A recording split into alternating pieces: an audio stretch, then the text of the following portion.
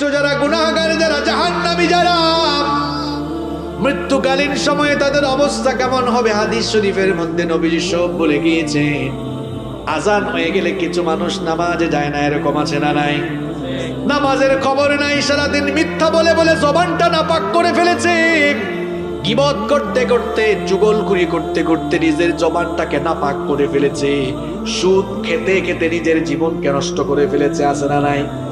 অনেক জায়গায় গেলে বলে হুজুর সুদের ওয়াজ করেন, আমি বলি সুদের আবার কি ওয়াজ? একটা হাদিসই তো হেদায়েতের জন্য যথেষ্ট।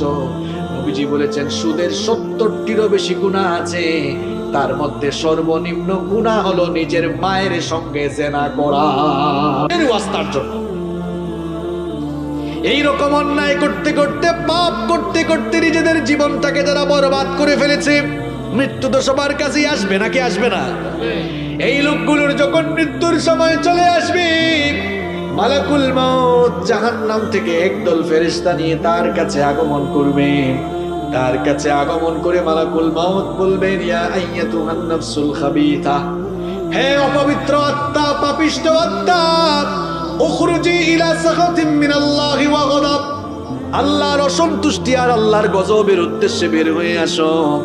এই কথা বলার পর ফাতাফাররাকা ফি জাসাদি, ওই গুনাহগার পাপিষ্ঠ জাহান্নামী লোকটার শরীরটা চূর্ণ বিচূর্ণ হয়ে যেতে থাকবে। মালাকুল মউতকে যখন পাপিষ্ঠগুলো মালাকুল মউতের ভয়ঙ্কর চেহারা যখন দেখবে, চক্ষুগুলো মোটা হয়ে যাবে। দেখবেন মানুষ, কিছু মানুষ যখন মারা যায় চক্ষুগুলো কেমন মোটা করে ফেলে। মালাকুল মউত যখন ভয়ঙ্কর চেহারা নিয়ে তার সামনে আসবে, পুরো শরীরে কম্পন শুরু হয়ে যাবে, পুরো শরীরটা নড়ে চড়ে উঠবে, চূর্ণ বিচূর্ণ হয়ে যেতে থাকবে।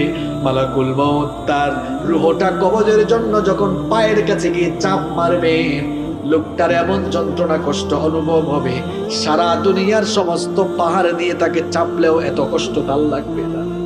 মালাকুল মউত তাকে এমন ভাবে কষ্ট দেওয়া শুরু করবে, কষ্ট আর কষ্ট। সেদিন বুঝবে লোকটা কষ্ট কারে কয়, যন্ত্রণা কাকে বলে, যন্ত্রণা কত প্রকার, কি কি।